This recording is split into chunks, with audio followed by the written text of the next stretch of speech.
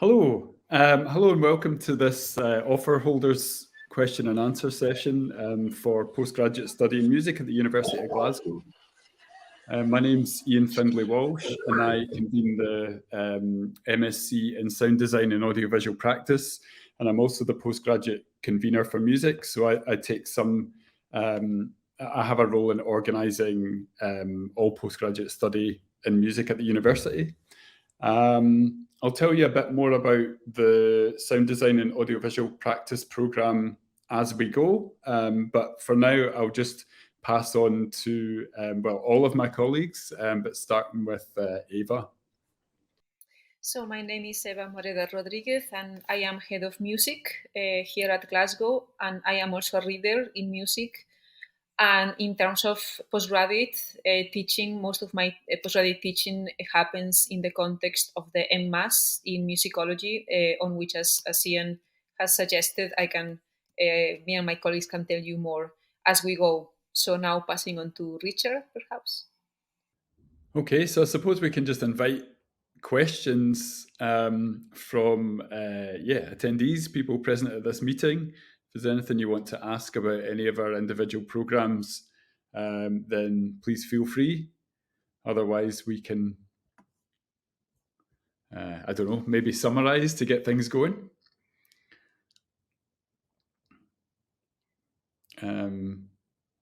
Yeah, I can start with that. Shall we just talk through our individual programs a little bit?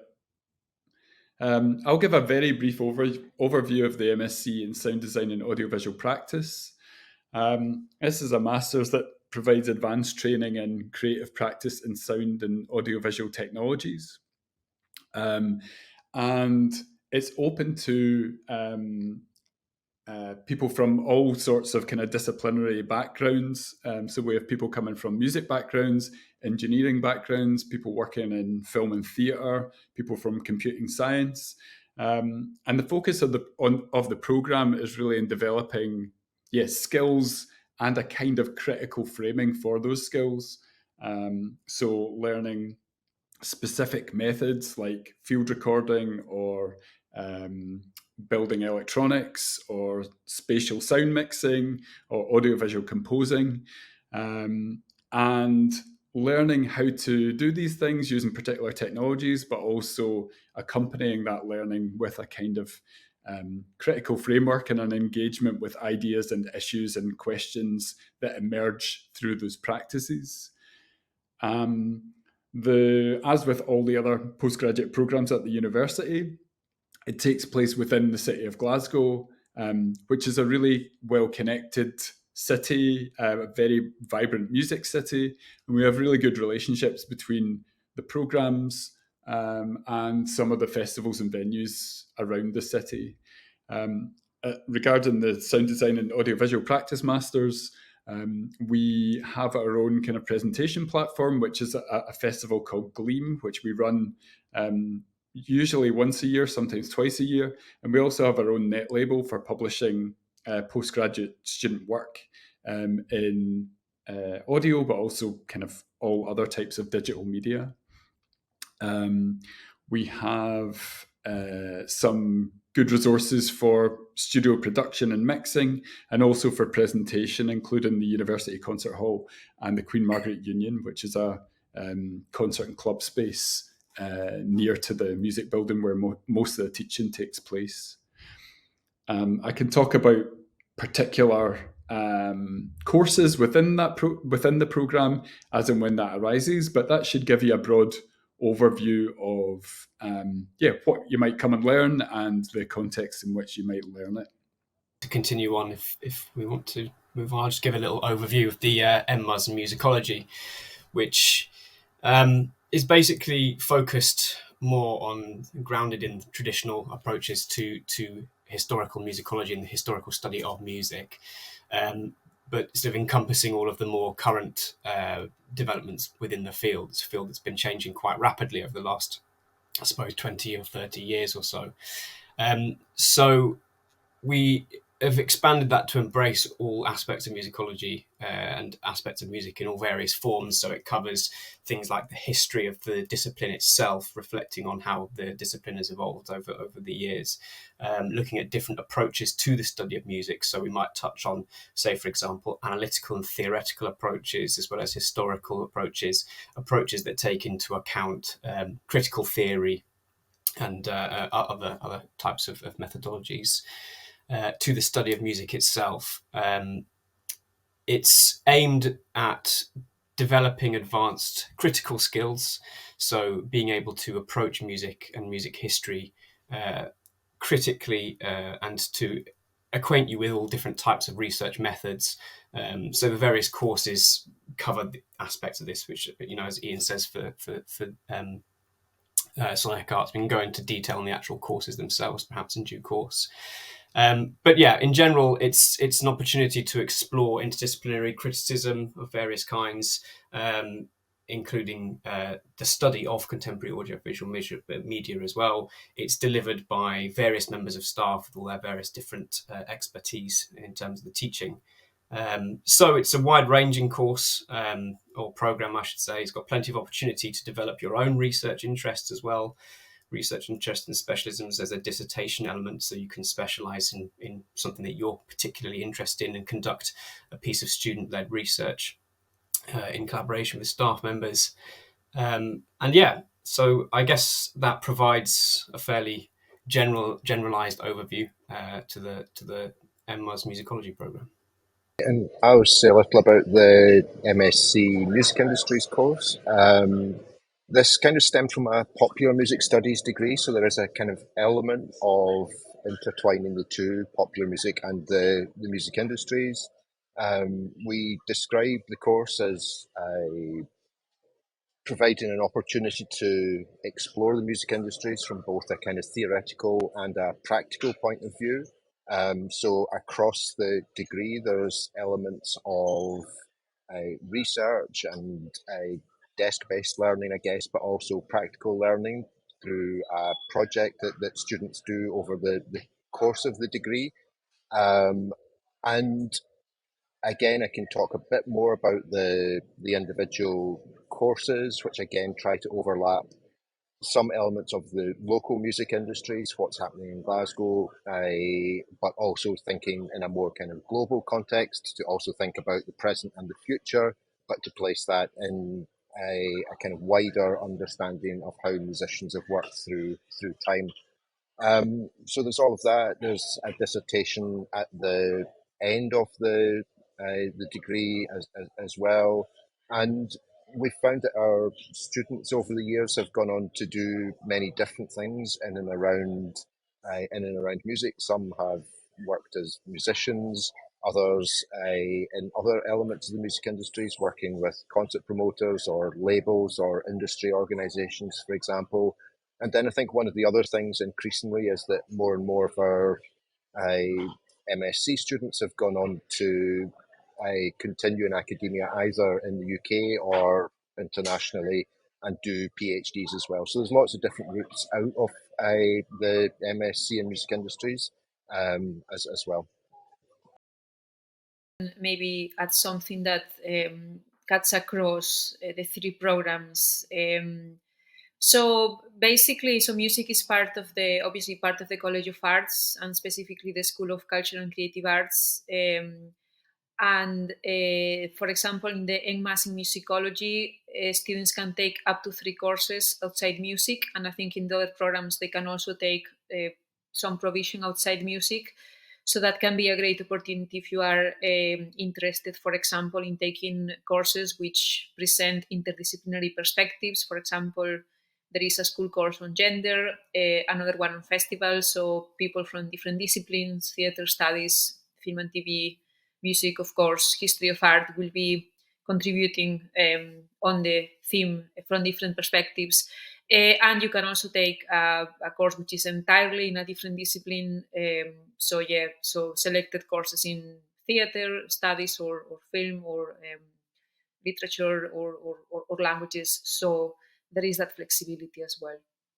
And possibly just to add to what Eva was saying as well, is that I think in the last couple of years in particular, there's been much more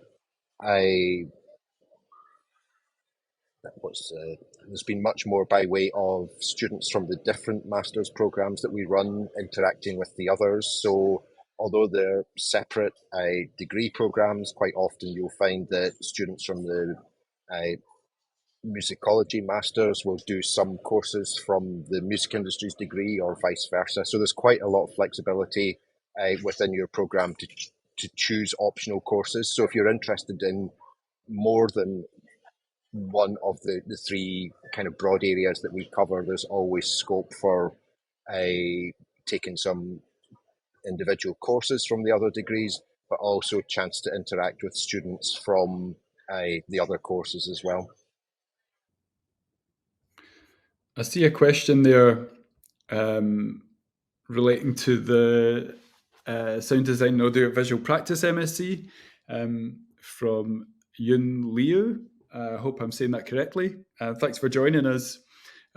So this question relates to the reading list online and says, I'd like to know how to get access to these references and ebooks on the library online. My understanding is that when you've enrolled, you'll be given a library account, and with that library account, you can access the online reading list and simply click through from the reading list to open the readings from there. There are also usually kind of some physical copies of the books in the library, which is on the campus. But the most usual way to access the reading list content is by clicking through online to the reading list and following the links from there. My sense is that you won't be able to do that until you're enrolled and you have a student number and a student account. And then at that point, you'll have access to all of the library facilities. Also, there will be inductions for people to learn more about the library facility and how best to use it, which usually take place around the first or second week of the teaching term. So in this case, at the end of September this year. I hope that answers your question, but if you have anything else related that you want to ask, then please do.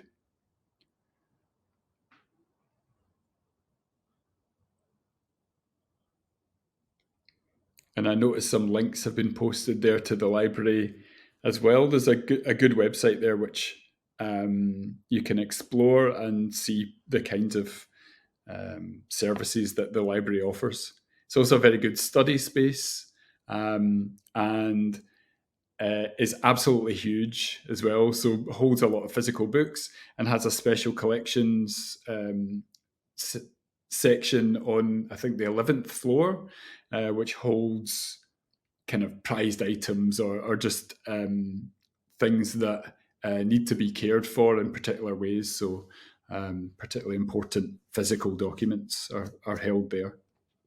Yeah, I thought maybe it's also a good idea to maybe talk a bit about the broader PG culture in music in the subject area. So, well, I see there's another question. So maybe Ian. Oh yeah, so Faris, starting the Sound Design Audiovisual Practice MSc, just wanted to ask if there's any hardware or musical equipment that we need to bring before we start. No is the short answer. You're not required to provide anything. We have an audio lab here which has Mac computers and interfaces and playback facilities of which you can book and use at your own leisure. I think we'll do, yeah. So you also, when you join the program, will receive a portable stereo recorder. So that kind of comes as part of your enrollment on the course, and you may choose to use that as a primary recording device, or you may choose to use the microphones and other things that we have in our studios. But in terms of things that you might need to buy or source there isn't really anything. If you have your own laptop or computer and you like to use that for sound and audiovisual processing and creative work, then feel free to bring that along. You can use your own system in our classes and workshops, or you can choose to use the in-house facilities.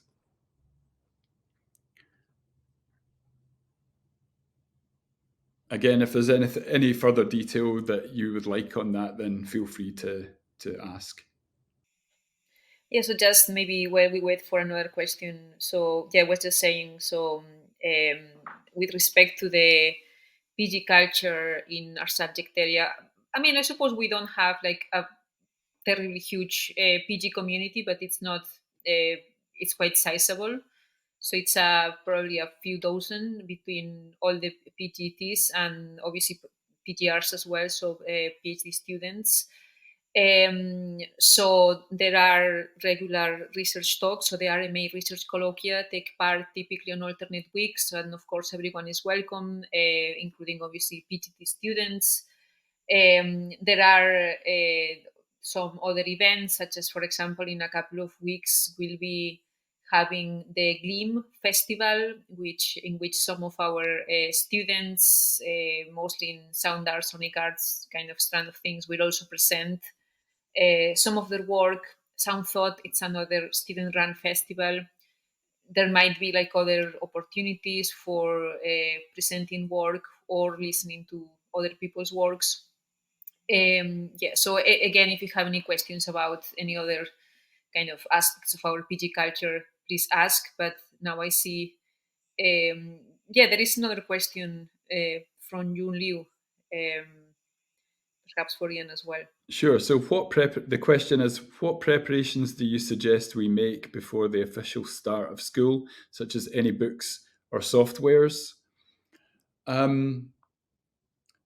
I think if you're keen to start preparing, then my advice to you would be to go through the individual courses, particularly the ones that happen in semester 1.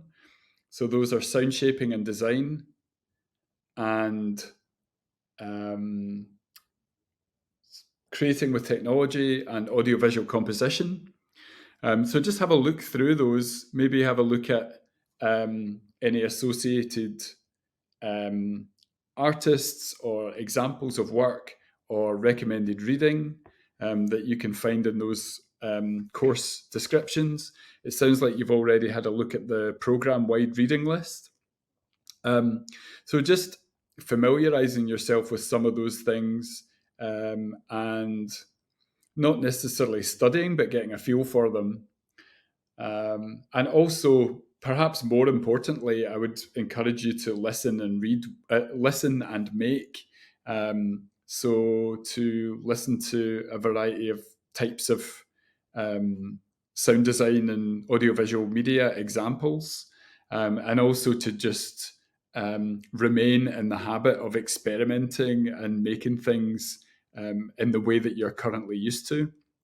I think our intention on the program is that you learn new skills, but also that you kind of enhance and strengthen your existing skills and knowledge, and that your existing skills and knowledge have a kind of place and are valued within the class context and within the courses on the program.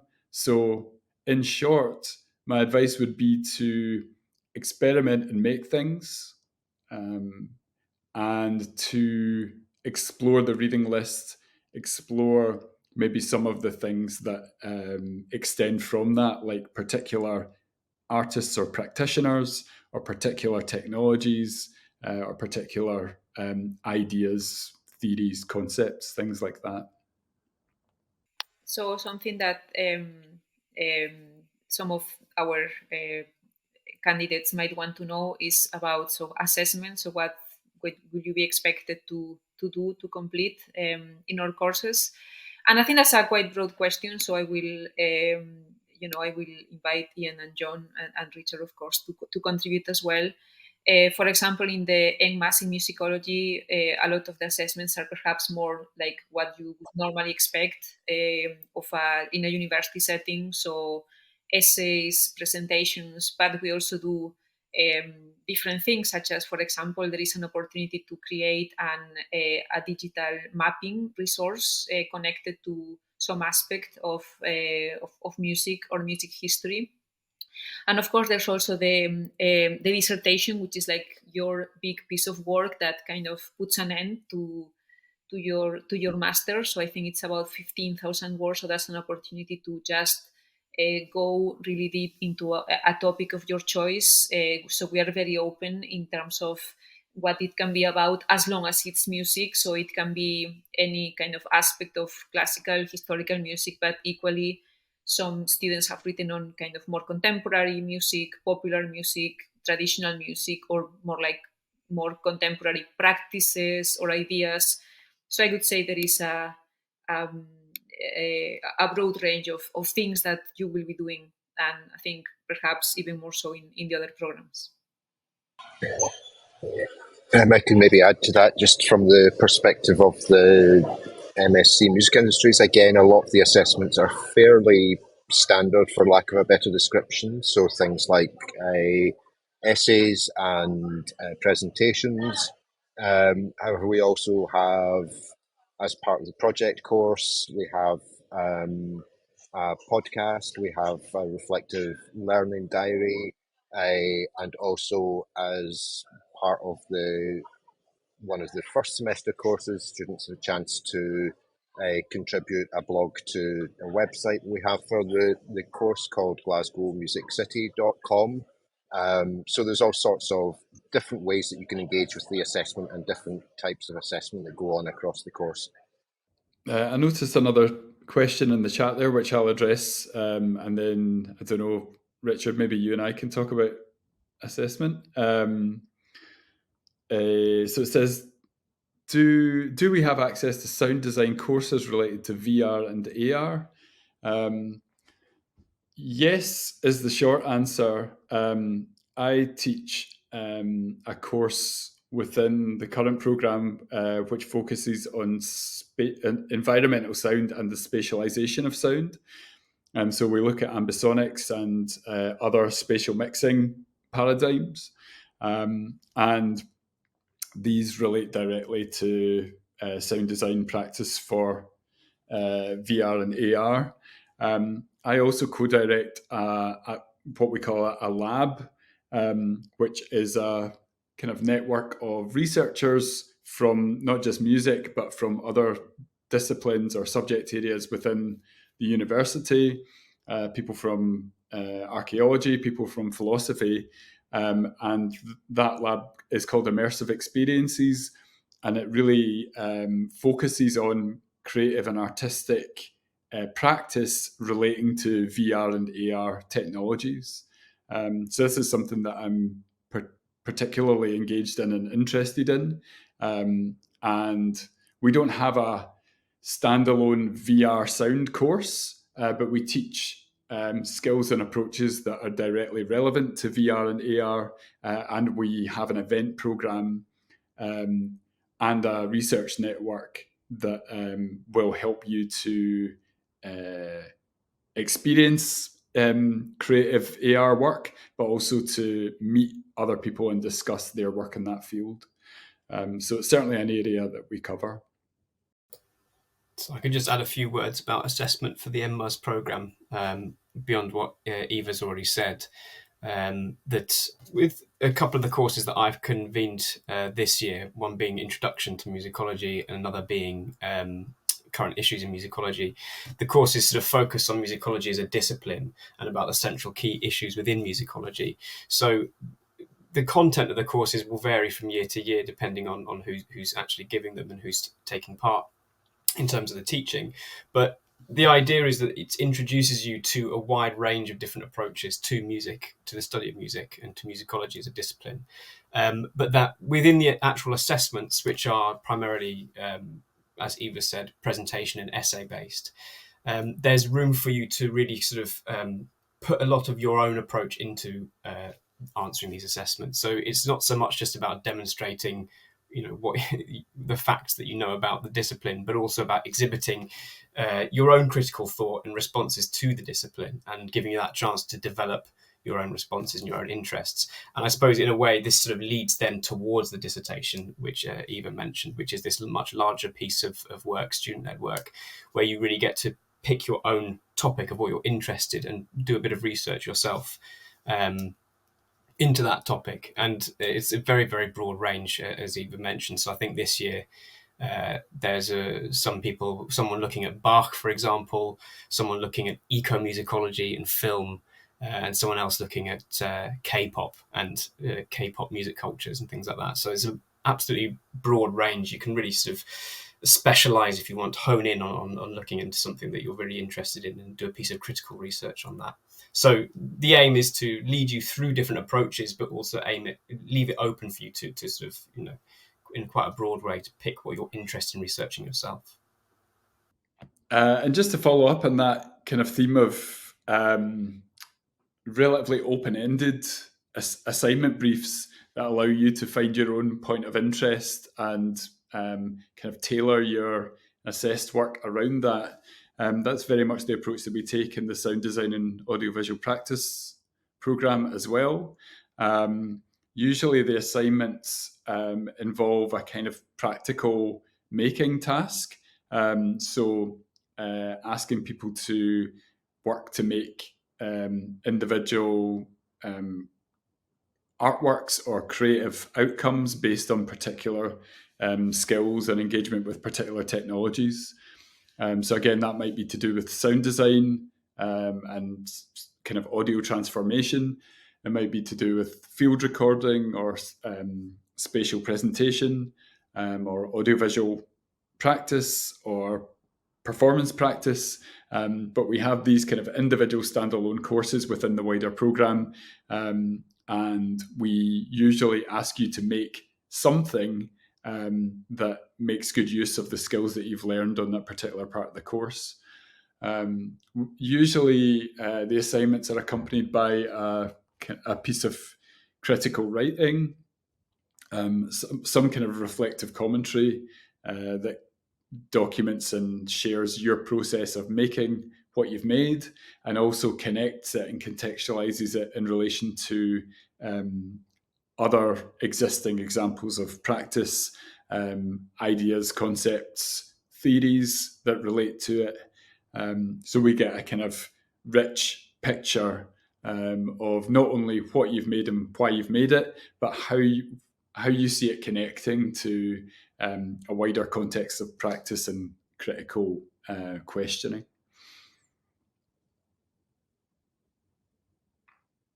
Again, one more thing to kind of point out in relation to those outcomes is that we're very keen that the things that you make on the course don't kind of start and finish there. And the net label, the various live presentation opportunities that we have at the university, and also our connections with external partners and festivals. Every year we end up in a situation where students on the program end up releasing their work or performing their work or presenting their work in public-facing contexts within the university, but also beyond the university. And it's important to us that that the work that you make is valued and has a life beyond the particular context of the course. I see that another thing that Sia has suggested some of the viewers might want to know is employability. So what next for our graduates? I think like the other program conveners will be able to say more, but generally I think we find that our graduates go on to have like quite diverse careers. So in terms of the MMus in musicology, in a way, this is a perhaps more traditional master's in that it equips you with a range of research skills and a background that makes you particularly well equipped to go on to PhD study.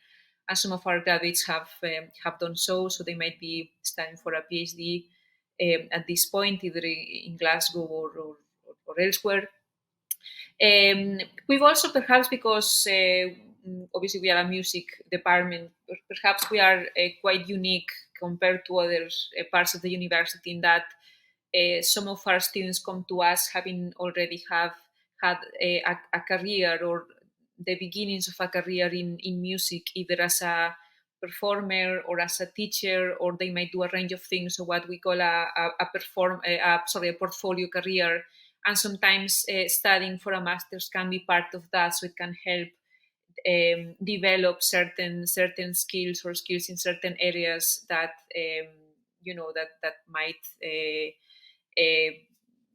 enhance their performance or their composition. So yes, we've had students in the mass who are performers in various capacities. Some choose to go on to teaching as well, so they might do a PGCE and equipped with perhaps the kind of broader background provided by the masters as opposed to an undergraduate. And others have gone on to other careers, like working in a range of music organizations, for example, marketing or other kind of communication, administration, arts administration kind of thing. So, but overall, a kind of quite diverse range, I would say. I would just add that from the music industry's degree, the pattern's actually quite similar to what Ava's described. There's been certainly some students who've gone on to work in full-time jobs in Glasgow or London with media organisations, with record labels or concert promoters, or quite often with music industry organisations like the Performing Rights Society or the Musicians Union or the Scottish Music Industry Association, these sorts of places.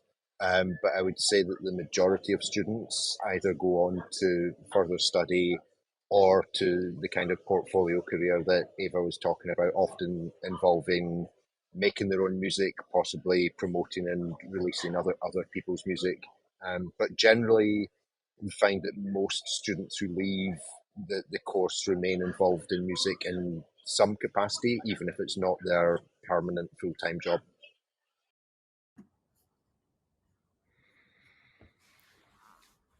In terms of the Sound Design Audiovisual Practice course, again, a similar picture. I think the majority of the people who graduate from that degree go on to work in media and broadcasting, or continue to develop a creative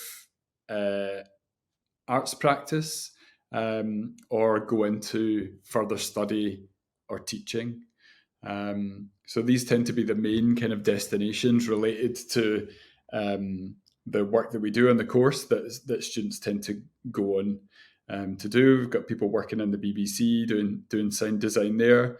We've got alumni who are now award-winning VR sound designers and working in new media in that way. We've got people who go into games audio and yeah, as I say, further research and scholarship, maybe going on to do a PhD and beginning a career as a researcher and academic.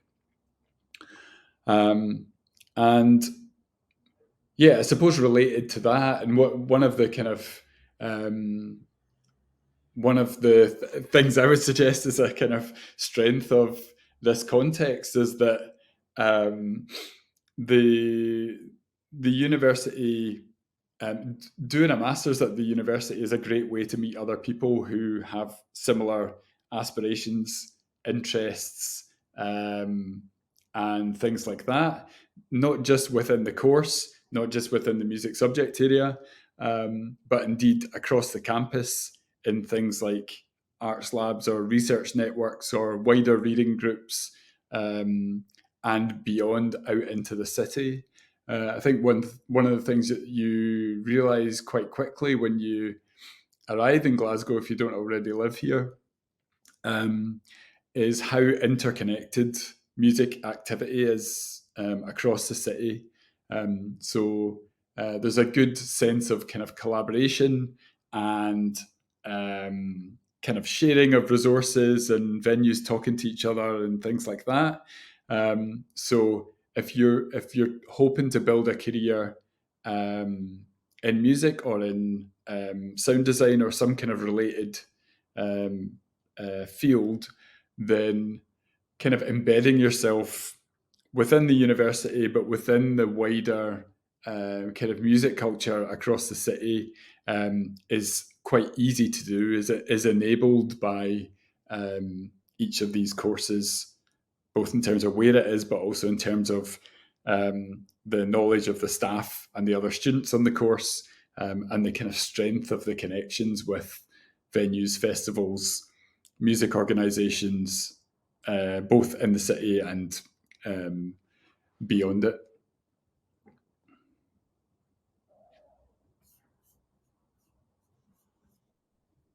Yeah, so just to echo what Diane has said, you might know that Glasgow is officially recognized as UNESCO City of Music, which basically is a title which recognizes the wealth and the diversity of its musical life. So yeah, so there are a number of scenes which, as Ian has said, are interconnected in some respects.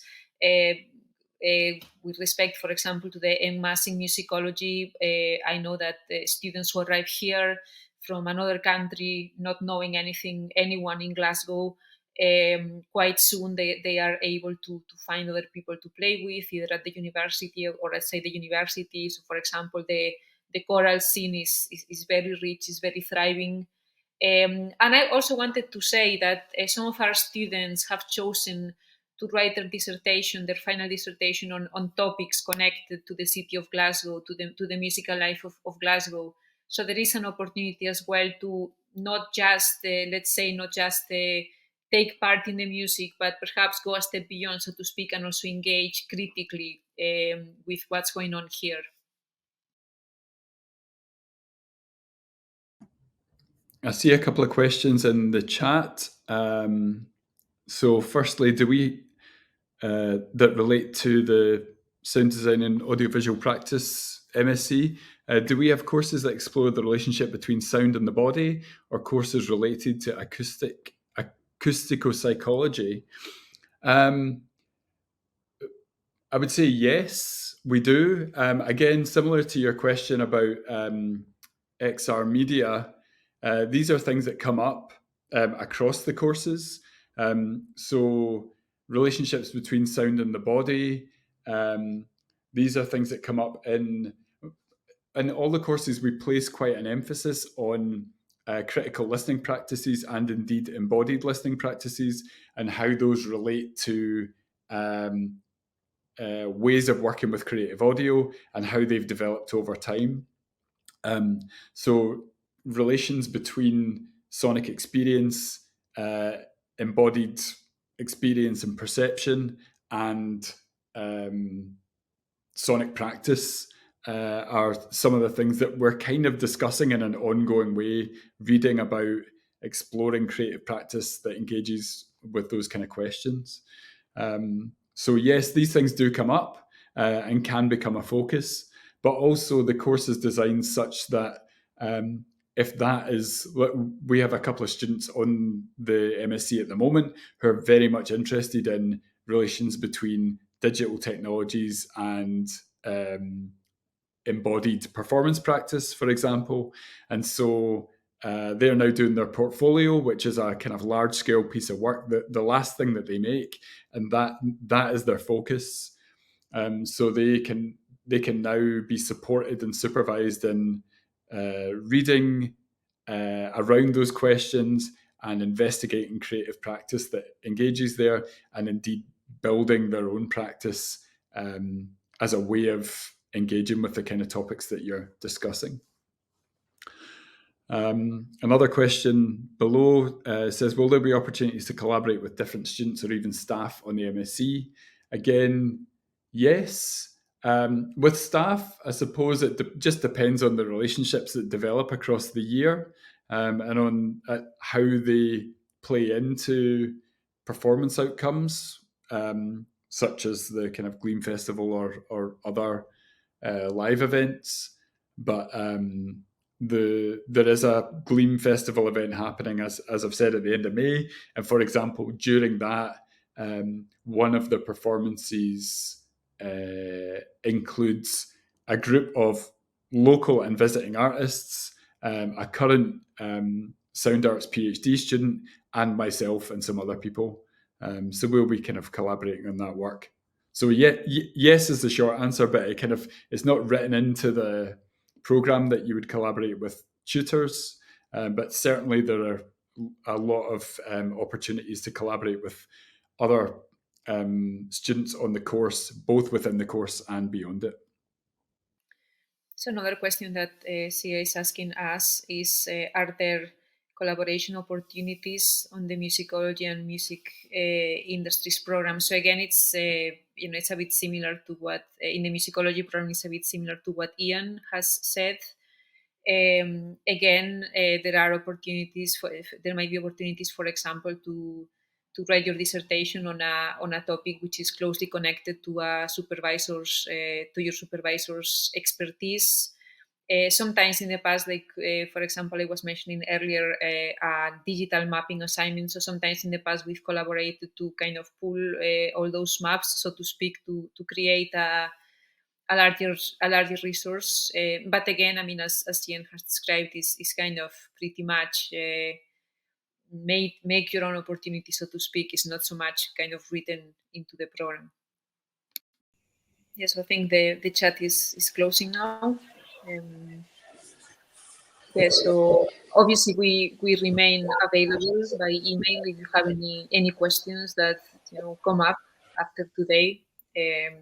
So we'll be happy to reply by email. And I suppose, thanks for being here and for your questions. And I hope we see at least some of you in September on campus.